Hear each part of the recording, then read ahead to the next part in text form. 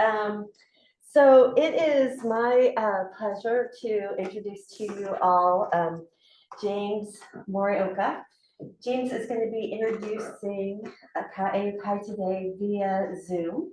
The thing about James I think I most appreciate is that he has aligned his personal values with his work.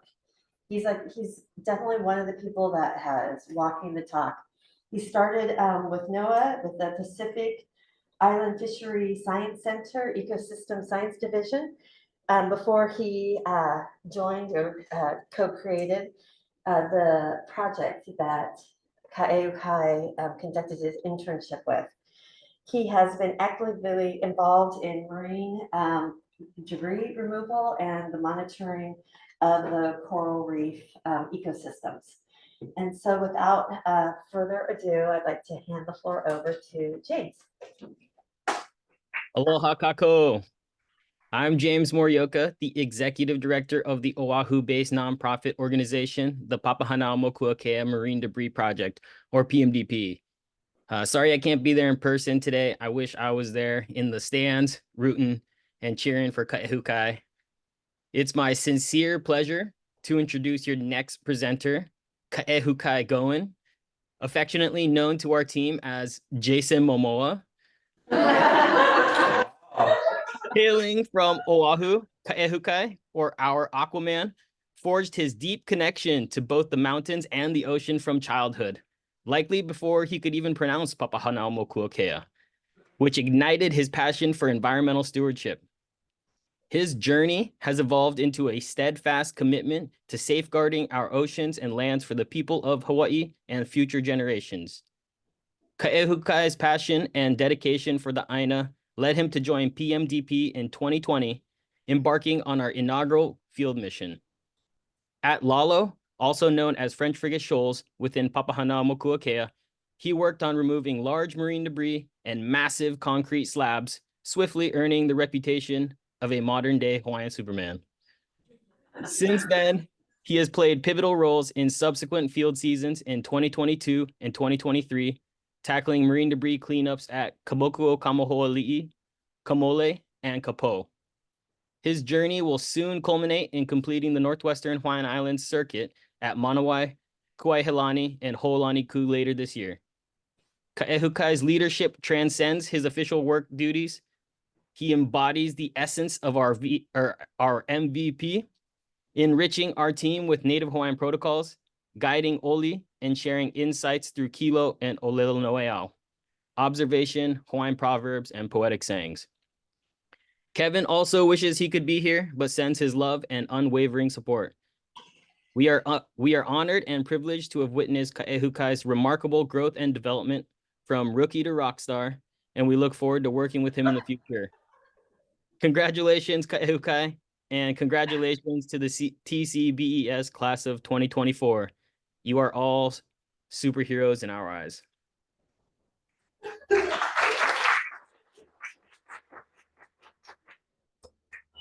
Thank you, Bob James.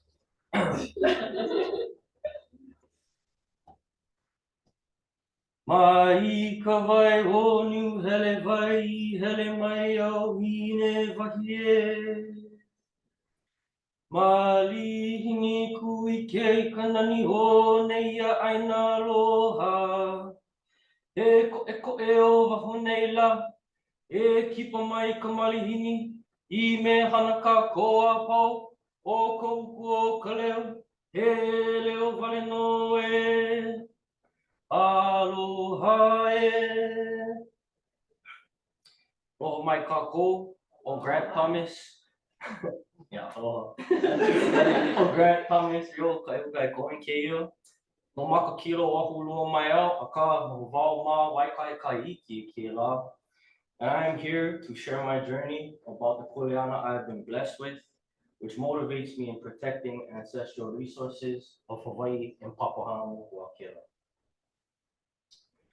Before we get started with my presentation today, it will be broken down into 4 sections surrounding kuleana to establish, grow, nurture, and protect.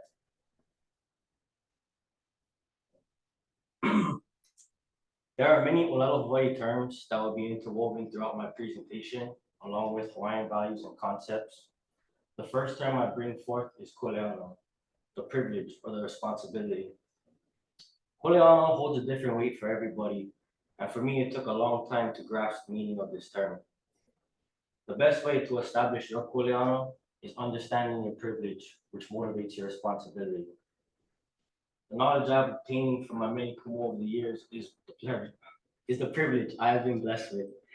And my responsibility now is to grow, nurture, and pass on this knowledge. Being here today with you all is one way I continue to awamo my kuleana and carry my responsibility. In establishing my kuleana, it is important to acknowledge the people that have helped raise me. Without my many kumu, communities, and families, I will not be the young kanaka before you today. To start off, I'm a very proud graduate of Honolulu Community College, earning my AA in Hawaiian Studies. It is here that my many kumu and friends helped me find my identity and purpose, growing my childhood fascination with the ocean. Furthering my ike, I was blessed to learn from many influential kumu at Kamapuʻu where I received my BA in Hawaiian Studies and my Marine Options Program certificate. My projects for both programs is what inspired me to want to protect generational resources through the integration of culture and science. Working under Kalani Kiʻocho at NOAA, I originally started with inreach and outreach projects using Ike Hawaii, creating documents like Species of the Month, which helped to raise awareness and create a relationship between the people of Hawaii and Papahānaumokuākea. Through this internship, I was introduced to the Papahānaumokuākea Marine Debris Project, the nonprofit that James and Kevin pretty much established. And my first marine debris mission with them truly opened my na'au and solidified that the importance of Malama Aina extends past what is directly in front of me. This is the reason I'm a TCBES student today, but also a student of life who is intrigued by the ocean, the connections that we have to Aina, and wanting to learn more about how to protect these resources. With that being said, I ask you all, why is Aina important? So Aina translates to more than just land, and it is the origin of resources for living, and it embodies familial relationships. As family, kuleana for each member is to malama one another. This relationship comes with love, protection, and is unconditionally reciprocated. These resources provided by Aina, like the land, heavens, ocean, and fresh water, are all elements of Aina that feed and nourish our physical bodies and well-beings and have taken care of our people for more than a millennium. The importance of reciprocity with Aina is shown in the lifestyle that we live. That our kuleana is portrayed by our actions and work. Malama Aina, to take care of that which feeds you. We malama Aina not just because we are familiar descendants, but as Kumu Keikuewa wrote, Aina sustains our identity and our health by centering our attitudes, instincts, perceptions, values, and character within the context of our sacred environment. Our kupuna share this importance of Aina and our surroundings to mo'olelo, mele, and oli. Puka Mai Kala is one such chant that holds this ancestral knowledge. From the Kiaʻi Kawaha genealogy, the place names mentioned in this chant takes you on a journey to the connectivity of Paeʻaina Hawaii. Starting off with the most eastern point, Umukahi, and transporting you all the way to the first island in the pole, Polaniku. The source document was printed by a Lahaina Luna student in 1835, later to be rediscovered in 1995. These mo'olelo, mele, and oli are traditional knowledge databases that express the way our kupuna view the world and understand their relationships with their surroundings. To help create an understanding of these important relationships for you all, I want to go over a few things about the Kumulipo, Aina, and Papahānaumokuākea. For Kanaka Iwi, it starts with our genealogy, and for my presentation, I referenced the Kumulipo. What the Kumulipo establishes is our world is unified by birth through one lineage. It is our evolution story of how the world came to be. And this base for our people is our history, exploring concepts of time that establish the balance of our world through dualisms and the familial ties interwoven between nature, man, and the elements. The Kumulipo translates a source of darkness, but essentially life. And for our people, all life begins in the dark and will eventually return to it.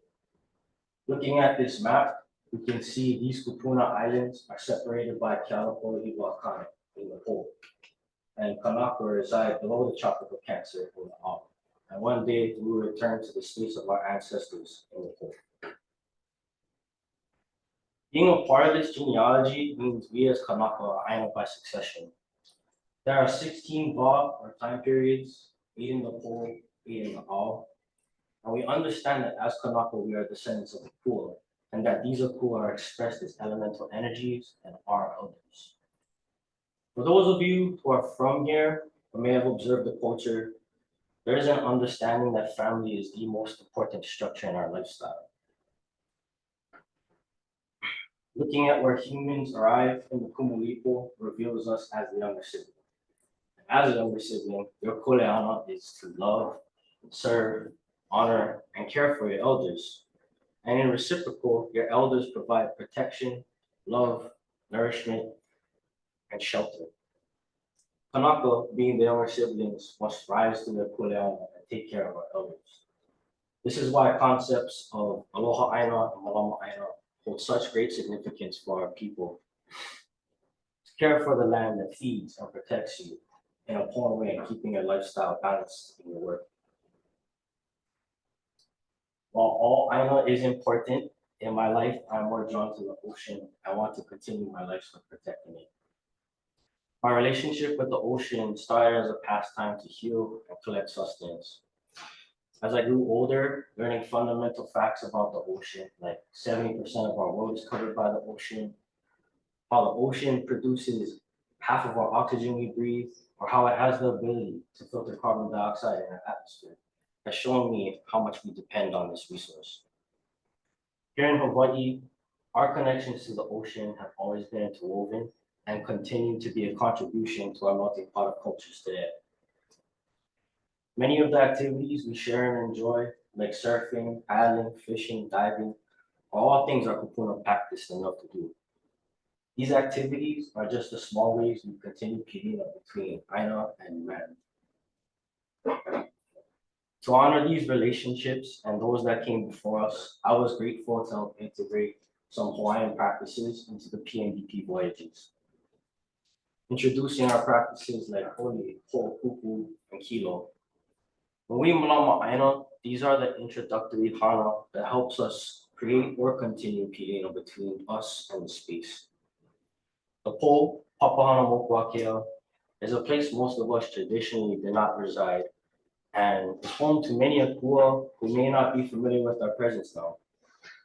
When we oli and offer ho'okupu, it is a reminder of the relationships we have with our surroundings and our genealogy.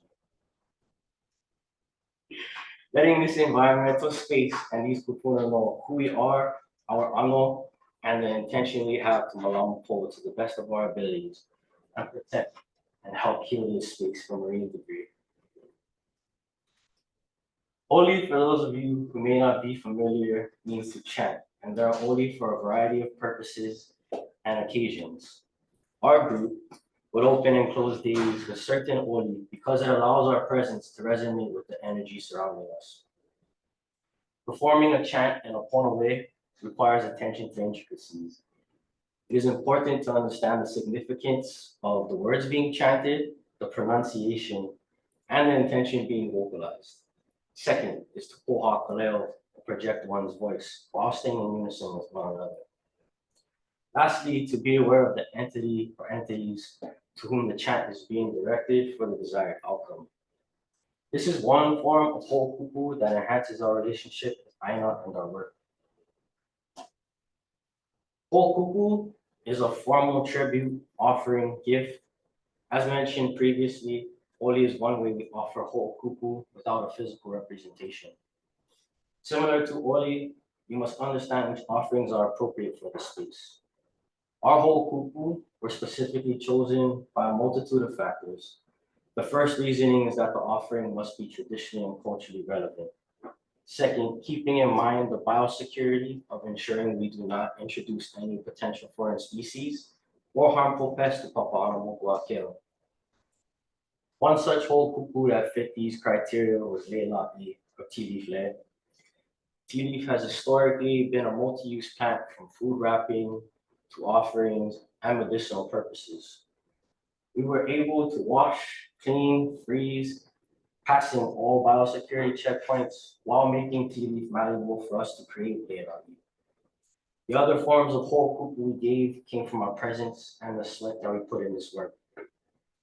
Whole kupu can take many forms, but the most important thing to remember is that it should be something you would appreciate. In other words, if you wouldn't wear the lei you made, don't present it as an offering. Kilo is foundational to bringing these practices together, and this is a term most of us in TCBES are familiar with by now, pertaining to the many forms of observation. The way we interpret our observations is through the 6 senses of sight, smell, taste, hearing, touch, and your people. It takes observation to the fullest level, immersing you in your surroundings. From the spiritual aspect, we observe if our oli and whole kupu is acceptable by further adjusting ourselves to the weather, the climate, and to the space. It helps us identify patterns and any potential safety concerns we should be aware of. When we take time to listen to our space, we can conduct our work not just in a pono way, but to the highest form of respect and safety for the crew and the area we came to malama. Assisting to integrate malama aina practices with Western science approaches are some of the ways I've been able to support KNDP. For various reasons, not everyone can travel to Po, including majority of Kanaka Weevi, and this is why it is a complex issue. For us to be in the space and contribute to this work is truly a privilege and a responsibility. Papahānaumokuākea is a reflection of how the main 8 islands could be, and it would help if we understood that we are not a separate entity or superior to Aina, but are a part of Aina. To malama a sacred space like Po requires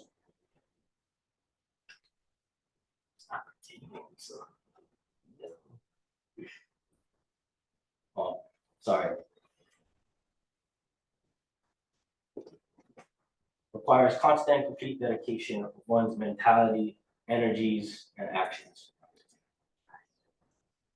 These interactions cannot be quantified, but are a motivation for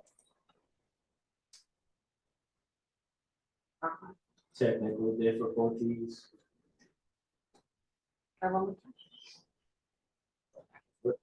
You want to go forward?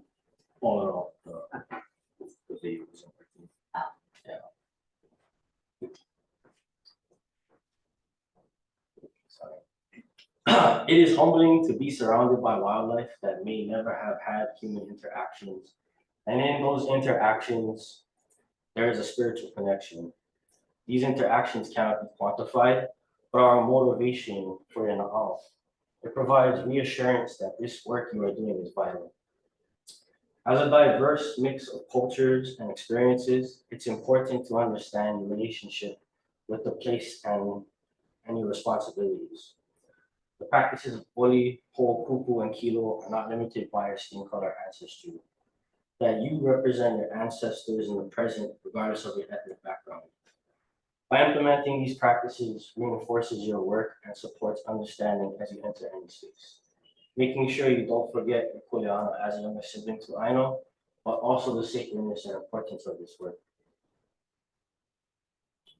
In protecting important spaces of Hawaii, such as Papahānaumokuākea, we face different threats and require various strategies to adapt as stewards of this land. Today, the threat I am introducing is marine debris, and through the many years has been referred to as marine anthropogenic litter or marine litter. And it is classified as any persistent solid material that is manufactured or processed. It can be introduced through intentional or unintentional disposal or abandonment. Anything man-made can become marine debris once lost to an aquatic resource like streams, rivers, or lakes. and is comprised of plastics, derelict fishing gear, and abandoned vessels, ranging in size from large ships down to microplastics. Our human-made waste is a dangerous threat to all marine inhabitants of our oceans, continuously affecting hundreds of seabird species, whales, turtles, and other marine life. With our growing human population comes an increase in our human waste output. A study done in 2015 estimates that our solid waste plastic production dumps 4.8 to 12.7 million metric tons of plastic into our oceans each year. Since the 1960s, people have noticed a trend in marine debris becoming a formidable threat, knowing no boundaries and reaching areas that are supposed to be protected from human reach. Papahānaumokuākea is not just culturally important, but environmentally special, being the only cultural and natural world heritage site. It is a marine protected area with monument status, and as early as 1969, two scientists, Kenyon and Critter, did a study on the plastic debris found in dead albatross fledglings. Papahānaumokuākea, like other MPs, are designated to protect the cultural and natural resources of these special marine environments while restricting human activity. The unfortunate circumstances, while we can restrict human activity, we cannot restrict the currents and natural events that bring our human waste to these protected areas.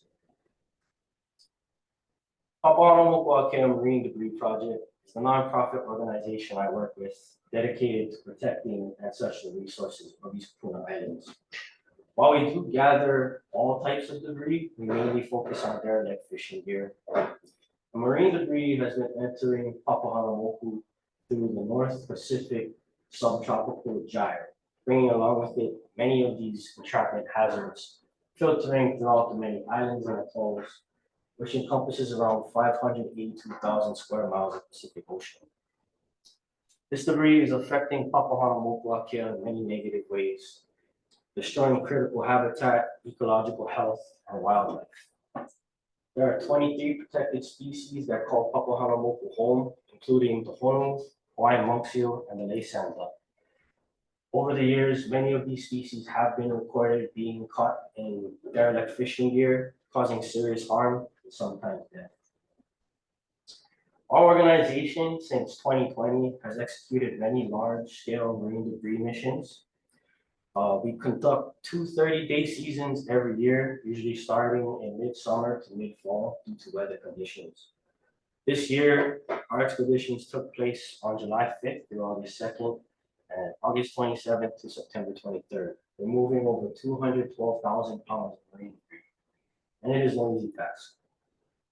While the main goal for PMDP is to malama this place, our #1 priority is making sure that our team will be safe, keeping us in good physical shape and knowledgeable of the skills, tasks, and tools necessary for us to malama these spaces.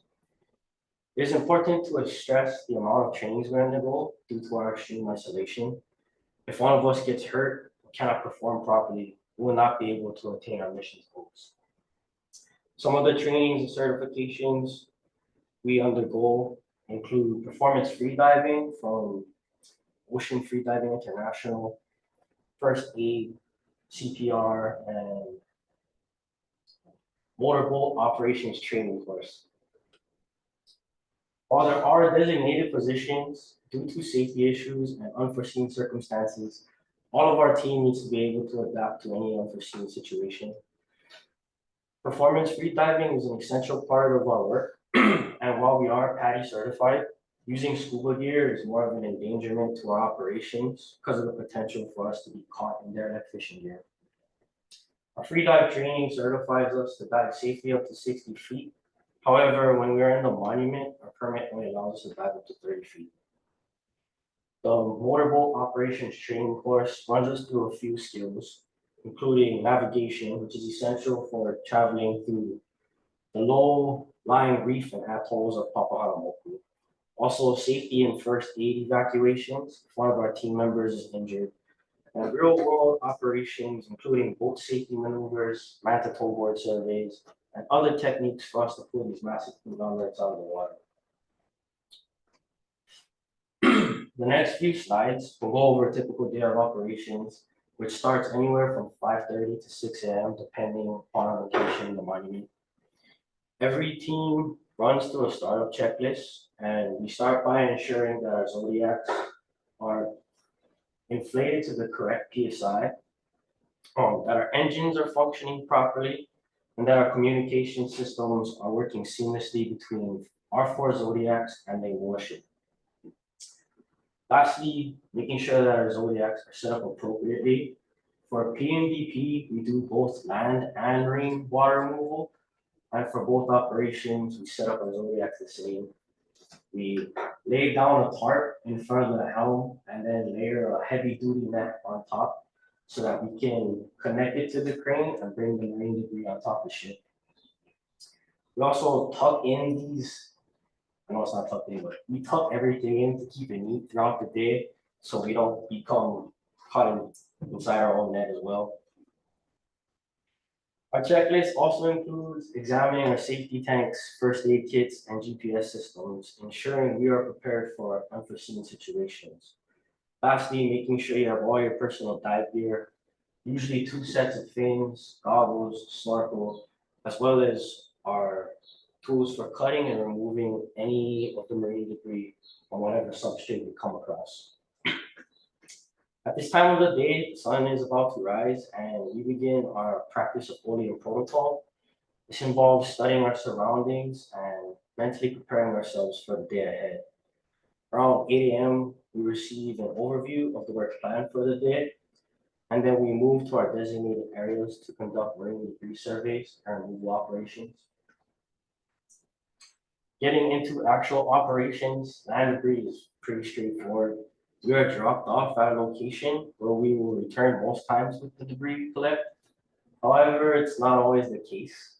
This is due to changing weather or interaction with protected species like monk seals. Sometimes we have to find another access point on the island, and we can also drop off to collect the debris. And in most cases, we are hiking anywhere from half a mile to a mile, collecting marine debris we find along the way. We cannot take everything that we see, so as a result, we prioritize entanglement hazards and larger debris that can be easily transported. And for the larger debris that will fall through the net, we use these super duty 5-ton bags, which takes all of us to load into the Zodiac. Moving on to open water removal, we have 2 different survey methods in which we locate marine debris. The first method is mantle board surveys, and these were traditionally used to provide a general description of large reef areas and measure broad changes in organism abundance and distribution on coral reefs. For our organization, this method involves 4 crew members, 2 which are being dragged behind the boat and 2 topside. 1 being the spotter, looking at your divers at all times, and the other the coxswain. And what happens is the divers will alert the spotter that they found marine debris, and the spotter notifies the coxswain to come to a stop so that we can begin marine debris removal. The benefits of this survey method is that it is quick and efficient, and we can scan large areas. The second method we use is nonlinear swim surveys, and these are very thorough, but rigorous, and time-consuming on the cruise. Nonlinear swim surveys were introduced in 2002 for one of the very first marine debris missions to Papahānaumokuākea. Essentially, we use this at different locations where the reef passes are too close and we will not be able to tow board safely.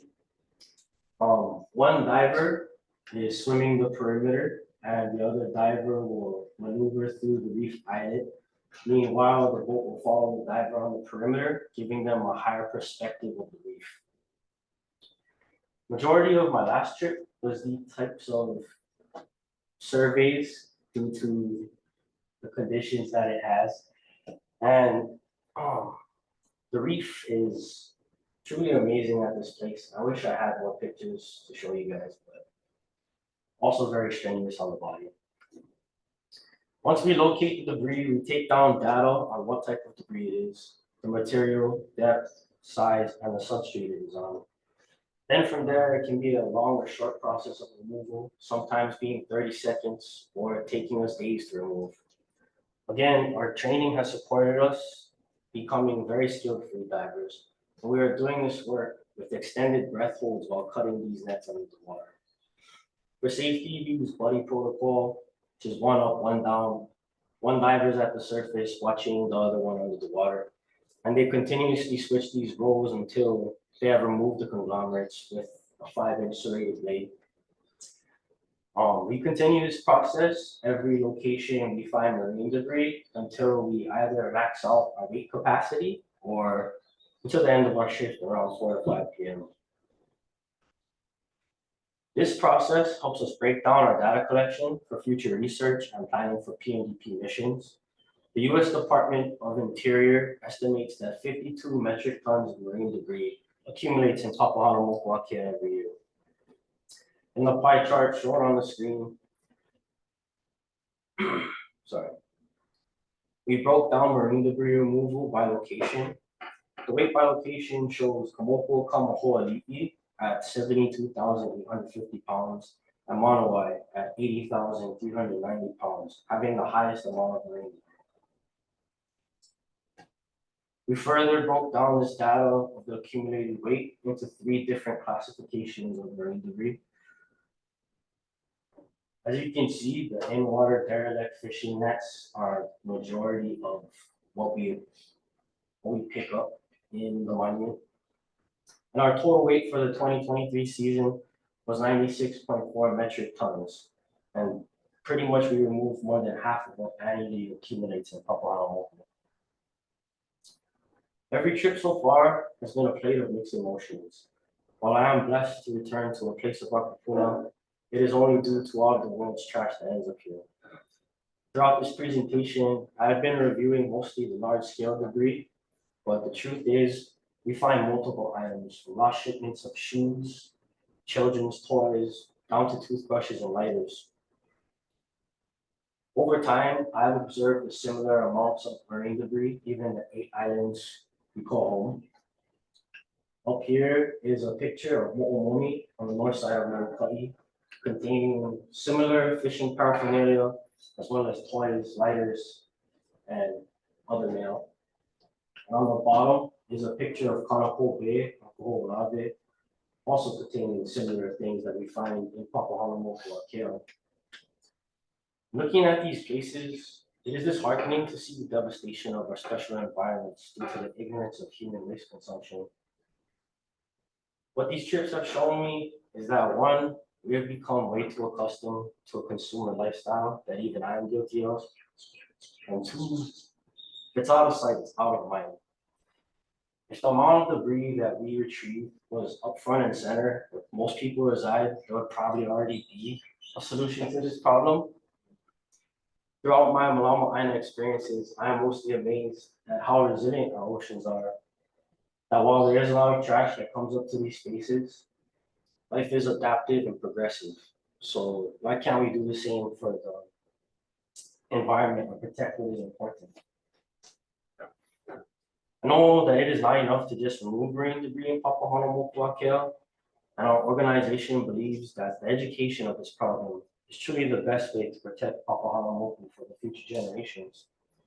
Through my experience, pairing Hawaiian knowledge and science, incorporating culture and nature, and creating relationships with our communities about these places is how we will find solutions to our human-made waste management problems. Malama Aina extends past what is right in front of you, and that every choice you make has an effect. Like, do I really need to buy my favorite juice because it comes in a plastic bottle? Or as good as poke bowls are, do I need to support the businesses that do not take care of their gear, letting it become entanglement hazards? Papahānaumokuākea Marine Debris Project calls itself a project and hopes that one day we will not have to physically protect this place. That the ultimate protection for our resources is finding a solution to our waste management. We live in a day with many privileges, but we fail to remember our responsibility of those privileges. I hope that this presentation has inspired you to understand your own poleana, to remember your relationship with your surroundings and joining the fight against marine debris, because we have to protect what we have here in Hawaii. Now, while Papahānaumokuākea is far away, it is a place our ancestors are from and will be affected by our decisions. By remembering your place with Aino and understanding that your kuleana to this place is reciprocal and must be pono again. Aloha. Hey, how are you? Welcome, welcome. Good. How are you? Doing well. Is this your first time here? Yeah, I lived here a minute. Just never came in. Oh, okay. So you moved to Hawaii. You're new here. Oh, Started cool. out on the gate in the area. Nice. I was like, yeah, let's go in there. Yeah, give it a shot. Yeah. Ah.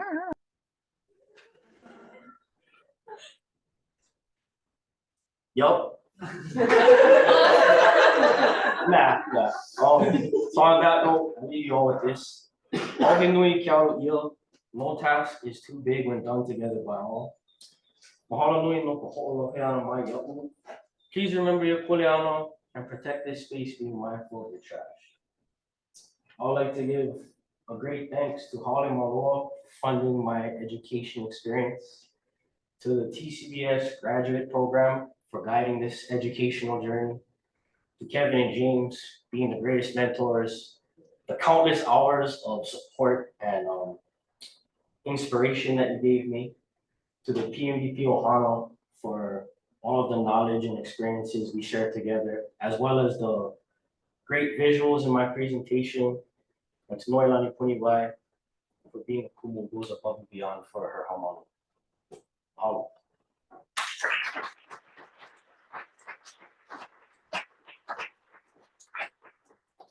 All right, any questions?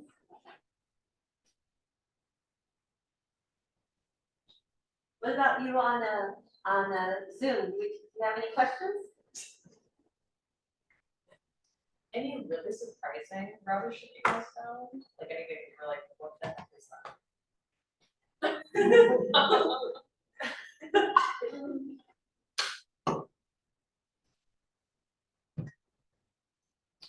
Surprising to me.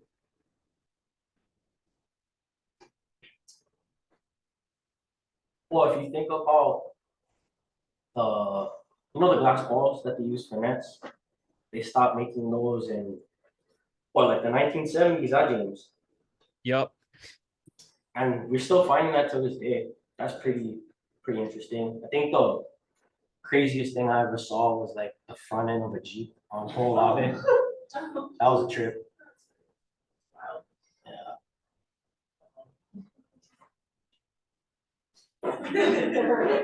I have a question. I'm a little bit slow, so maybe you already answered this, but what do you guys do with the trash once you pick it up and keep it? That's a And if great so, question. this might be a systems question.